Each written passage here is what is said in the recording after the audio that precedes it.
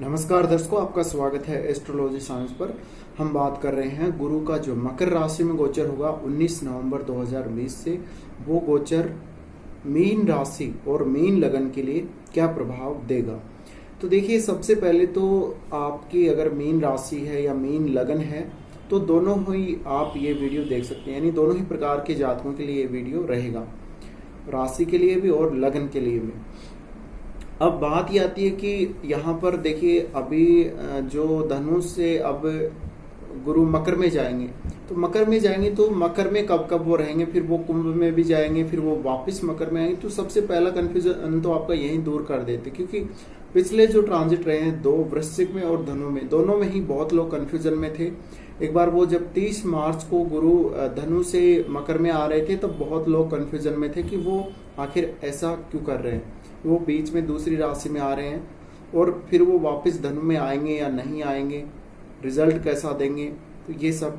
तो सबसे पहले आपको ये समझना जरूरी है। देखिए, आपकी मेन राशि और मेन लगन के हिसाब से वो आपके सबसे पहली बात तो आपके जो 11th हाउस है उसमें गोचर करेंगे 19 नवंबर 2020 से, और 5 अप्रैल तक आपके 11th हाउस में वो रहेंगे।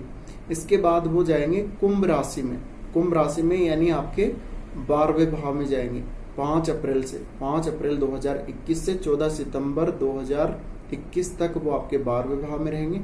14 सितंबर के बाद वो वापस आएंगे, वो वापस मकर में आएंगे और लगभग 20 नवंबर 2021 तक वो आपके फिर से 11th में रहेंगे। फिर वो 20 नवंबर 2021 के बाद फिर से अपने परमानेंट ट्रांजिट के लिए कुंभ में प्रवेश कर जाएंगे। तो ये वाला जो ट्रांजिट है अब ये परमानेंट है इनका, फिर ये वापस अब धनु में नहीं आएंगे। अब जैसे धनु में ट्रांजिट था तो धनु से बीच में मकर में आ रहे थे, वैसे ही अब मकर से ये कुंभ में जाएंगे, ना कि वापस अब धनु में आएंगे। तो इस बात को लेके आप बिल्कुल भी कंफ्यूजन में ना पड़े। अब आपकी कुंडली में आप गुरु की स्थिति को देख लीजिए, गुरु किस भाव में बैठे हैं और कहाँ कहाँ पर उनकी पंचम, सप्तम और नवम दृष्टियां पड़ रही हैं। अब जैसे मान लीजिए कि आपका गुरु अगर लगन में ही बैठा है तो वो आपके 5वें भाव को, 7वें भाव को और 9वें भाव को देखेगा। तो इस प्रकार से आप अपना हिसाब लगा सकते हैं कुंडली का कि क्या क्या रिजल्ट मिलेंगे। तो ये जो आपको यहाँ पे इस वीडियो में जो रिजल्ट बताया जा रहा है वो बताया जा रहा है ट्रांजिट वाला, एक ओवरऑल सभी के लिए बताया जा रहा है। अब गुरु की स्थिति आपकी कुंडली में कैसी है उस पर बहुत कुछ डिपेंड करेगा कि आपको रिजल्ट कैसा मिलेगा। अब हो सकता है कि किसी का गुरु बहुत अच्छा बैठा हो कुंडली में, किसी का गुरु बहुत खराब बैठा हो, वो शुभ ग्रहों से दृष्ट नहीं हो, शुभ ग्रहों के साथ नहीं हो, या क्रूर ग्रहों से दृष्ट हो, क्रूर ग्रहों के साथ हो। ऐसी स्थितियां अलग अलग, सभी के लिए रिजल्ट भी अलग अलग रहेंगे। तो यहाँ पे जो स्थिति बनेगी आपके लिए, देखिए 2 केंद्र भावों का स्वामी है, एक तो 10th हाउस का स्वामी आपके, एक आपके लगन का स्वामी है गुरु। तो सबसे पहले तो आप देखिए, कोई भी ग्रह है वो जब नीच का हो जाता है तो वो अपने कारकत्व में कमी कर देता है। तो यहाँ पे गुरु का जो कारकत्व है उसमें कमी आ जाएगी। तो गुरु का कारकत्व आपको पता होना चाहिए। गुरु धन का कारक है, भाग्य का कारक है, संतान का कारक है, गुरु नॉलेज का कारक है, गुरु आध्यात्म है, धार्मिक कार्यों का कारक है, शुभ कर्मों का कारक है, और गुरु बहुत ही शुभ प्लैनेट भी है, सबसे शुभ प्लैनेट माना जाता है गुरु को। इसके अलावा देखिए संतान का कारक है, तो इन सब चीजों में कमी आएगी। स्त्रियों के लिए वो उनके हस्बैंड का कारक है, या मैरिड लाइफ को भी देखा जाता है। स्त्रियों की जो मैरिड लाइफ है उसको कहीं ना कहीं गुरु से देखा जाता है, और जो पुरुष हैं उनकी मैरिड लाइफ कैसी चलेगी आगे उसका शुक्र से हम देखते हैं। तो ये सब आप हिसाब लगा सकते हैं कि गुरु नीच का हो रहा है आपके लाभ भाव में। तो देखिए, सबसे पहले तो आपके ये कारकत्व में कमी करेगा ही करेगा। अब सबसे पहले आपके जिन भावों को ये गुरु रिप्रेजेंट कर रहा है उनकी बात सबसे पहले कर लेते हैं। सबसे प्रमुख जो है आपका लगन है, आपका राशि स्थान है, तो आपको हेल्थ की दिक्कत रहेगी, हेल्थ को लेके समस्याएं आएंगी। कोई भी आप काम करते हैं तो उसमें बहुत कॉन्फिडेंस से आप अपना काम नहीं कर पाएंगे, बहुत अच्छे डिसीजंस आप नहीं ले पाएंगे। कुछ जॉब को लेके दिक्कत रहेगी, कुछ अगर ज्ञान प्राप्त करना चाहते हैं, कुछ सीखना चाहते हैं तो वो एक प्रॉपर तरीके से आप नहीं सीख पाएंगे। तो ये तो आपके ओवरऑल जो आपका लगन है उसके लिए।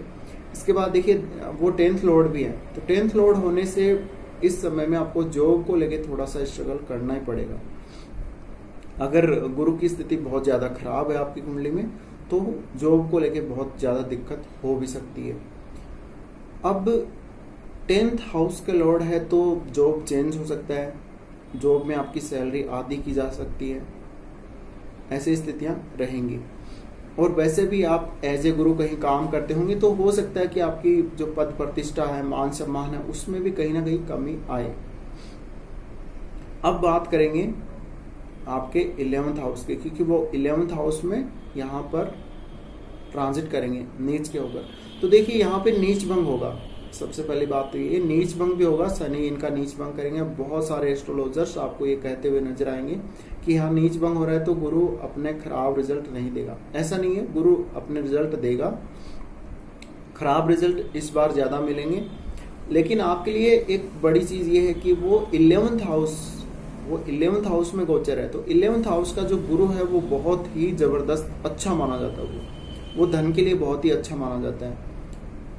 लेकिन फिर भी चलो अच्छी बात है आपको अगर पॉजिटिव रिजल्ट कोई मिलता है धन को लेके तो, लेकिन जो नेगेटिव रिजल्ट्स हैं उनको हम अगर पॉजिटिव में कन्वर्ट करें, उनको पॉजिटिव में बदलें तो कितना अच्छा रहेगा, ये भी आप सोच सकते हैं। अब यहाँ से जो गुरु हैं वो देखिए 10th लॉर्ड हैं, तो 10th से वो 2nd हाउस में ट्रांजिट करेंगे शनि के साथ, तो धन को लेके समस्या आएगी, बड़े भाई के साथ संबंधों को लेके दिक्कत आएगी। कुछ आप अपना नेटवर्क सर्कल में कुछ सेलिंग करना चाहते हैं, अपना नेटवर्क सर्कल आप बढ़ाना चाहते हैं, या आपका जो सोशल स्टेटस है सोसाइटी में, आपकी जो मान सम्मान है, इज्जत है, उसमें कहीं ना कहीं आप कमी महसूस कर सकते हैं। जो बहुत ऊंचे पदों पर जो लोग बैठे हैं, प्रशासनिक पदों पर, उनके द्वारा सपोर्ट में कुछ कमी आपको नजर आएगी। अब सबसे पहले यहाँ से देखिए, यहाँ से वो सबसे पहले आपके देखेंगे 3rd हाउस को, तो 3rd हाउस को देखेंगे तो यहाँ पर भाई बहनों के साथ, पड़ोसियों के साथ विवाद हो सकता है, उनके साथ संबंध इतने अच्छे नहीं रहेंगे, ये आप देख सकते हैं। इसके साथ ही देखिए आप अगर कोई आप राइटर हैं, बहुत अच्छे राइटर हैं, तो आपको उतनी पहचान नहीं मिलेगी। आपको अगर काम अभी तक बहुत अच्छा चल रहा था तो अब काम थोड़ा बिगड़ सकता है। अगर आप मीडिया के क्षेत्र में हैं तो वो आपको जो नेम फेम अभी मिला था वो नहीं मिलेगा। अब आपका काम थोड़ा सा रुका रुका सा आपको महसूस होगा और थोड़ी दिक्कतें आएंगी। अगर आप एक आर्टिस्ट हैं तो भी आपको समस्याएं हो सकती हैं। और साहस को लेके, पराक्रम को लेके भी कहीं ना कहीं आप कमी महसूस जरूर करेंगे। और छोटी दूरी की यात्राओं के लिए भी आपको थोड़ा सा सोच समझ के डिसीजन लेना चाहिए। छोटी दूरी की यात्रा अगर आप करते हैं इस दौरान तो कहीं ना कहीं समस्याएं आ सकती हैं, या हो सकता है कि वो जो ट्रेवल आप करेंगे वो इतना फ्रूटफुल आपके लिए ना हो। तो 3rd हाउस में तो समस्या आने वाली। उसके बाद ये देखेंगे यहाँ से पंचम को, तो पंचम को देखेंगे तो जैसे मैंने पहले बोला कि ये संतान के कारक हैं, एजुकेशन के कारक हैं, तो उसमें कहीं ना कहीं दिक्कत आएगी, कोई ना कोई कमी आपको नजर आएगी और वो कमी बनी ही रहेगी काफी लंबे समय तक। तो यहाँ पर आपकी एजुकेशन को लेके समस्या हो सकती है। हो सकता है कि आप कोई ऐसा एडमिशन कहीं पर ले लें या कोई कोर्स में आप एडमिशन ले लें जिसकी आपको वास्तव में आवश्यकता ना हो, वहां पर आप अपना पैसा है वो व्यर्थ लगा देंगे। शेयर मार्केट जैसा काम करते हैं तो वहां पे आप गलत डिसीजन ले लेंगे। कोई ऐसा शेयर आप खरीद लेंगे जिससे फ्यूचर में आपको बहुत ज्यादा नुकसान ही हो सकता है, फायदा नहीं हो सकता। प्रेम संबंधों को लेकर भी ये स्थिति अच्छी नहीं रहेगी, तो प्रेम संबंधों के मामले में भी आपको सतर्क रहना ही है। अब यहाँ पर अगर आप एक स्टेज परफॉर्मर हैं या आप मनोरंजन से जुड़े हैं, एंटरटेनमेंट से जुड़े हैं, तो कहीं ना कहीं समस्याएं आपको रहेंगी ही रहेंगी। अब देखिए पूर्व जन्मों का जो कर्म है आपका, उसके अकॉर्डिंग भी गुरु रिजल्ट देंगे, क्योंकि वो पंचम को देख रहे हैं। पंचम भाव है वो पूर्व जन्मों का है। अब पूर्व जन्म में आपने कितने अच्छे कर्म किए हैं वो तो आप पर ही डिपेंड है, और आपके लिए ही वो है, किसी वो दूसरे को प्राप्त नहीं हो सकता, वो दूसरे के हिस्से में नहीं जा सकता। तो ये सब आपको भोगना ही अगर खराब रिजल्ट देते हैं तो। इसके बाद वो देखेंगे सप्तम को। सप्तम को देखेंगे तो कोई पार्टनरशिप करवा देंगे।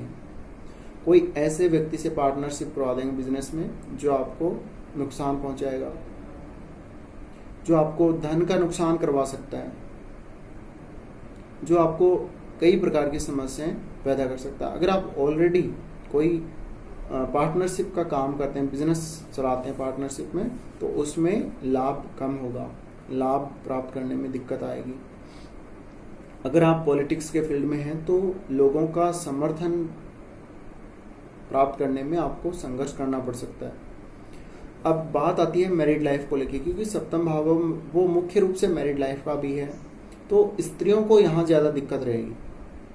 दिक्कत तो पुरुषों को भी रहेगी, लेकिन स्त्रियां हैं उनको ज़्यादा दिक्कत रहेगी, क्योंकि वो हस्बैंड का कारक है गुरु इनके, और गुरु नीच का होकर सप्तम को देख रहा है। तो आपका जो पार्टनर है, चाहे आप पुरुष हैं या चाहे आप स्त्री हैं, आपका जो पार्टनर है उसकी हेल्थ खराब होगी, उसके साथ आपका मनमुटाव होगा, उसके साथ आपका मिसअंडरस्टैंडिंग होगा। तो ये थोड़ा सा देखना पड़ेगा आपको इस एक साल के दौरान, लेकिन विशेषकर 5 अप्रैल तक तो आपको सावधानी रखनी ही पड़ेगी।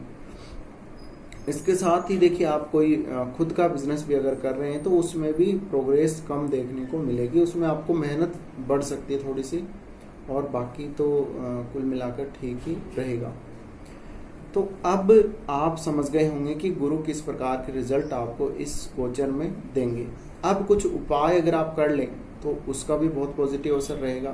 तो आप अगर गुरु आपको खराब रिजल्ट देने लग जाए तो ओम गु गुरुवे नमः, एक तो ये मंत्र है, इसका आप प्रतिदिन 1 माला कम से कम जप कर सकते हैं। इसके अलावा आप और क्या कर सकते हैं, आप केले के पौधे की सेवा, उसकी पूजा कर सकते हैं। अगर घर में नहीं है तो अभी आप लाकर लगा सकते हैं। आप बृहस्पति कवच का पाठ कर सकते हैं। आप जो इनकी अष्टोत्तर नामावली है उसका पाठ कर सकते हैं, तो ये बहुत अच्छा रहेगा। अष्टोत्तर नामावली का अगर आप निरंतर पाठ करते हैं तो आपको निश्चित रूप से मैं कह रहा हूँ पॉजिटिव रिजल्ट देखने को मिलेंगे, और आपका जो माइंड है वो ही निश्चित रूप से चेंज हो जाएगा, एक अलग सा प्रभाव आपको नजर आएगा खुद पर। तो ये आप करके जरूर देखिए। इसके अलावा आप गुरुवार के दिन पीले वस्त्र धारण कर सकते हैं, गुरुवार का फास्ट रख सकते हैं। गुरुवार को आप केला ना खाएं तो बहुत ही अच्छा रहेगा, केले का सेवन कम करें। तो ये कुछ उपाय हैं जिनको अपनाकर आप अपने गुरु को पॉजिटिव कर सकते हैं। तो फिलहाल बस इस वीडियो में इतना ही। अगर आपने अभी तक हमारे चैनल को सब्सक्राइब नहीं किया है तो सब्सक्राइब जरूर कर लें, जिससे आपको इस प्रकार के अपडेट्स मिलते रहें। धन्यवाद।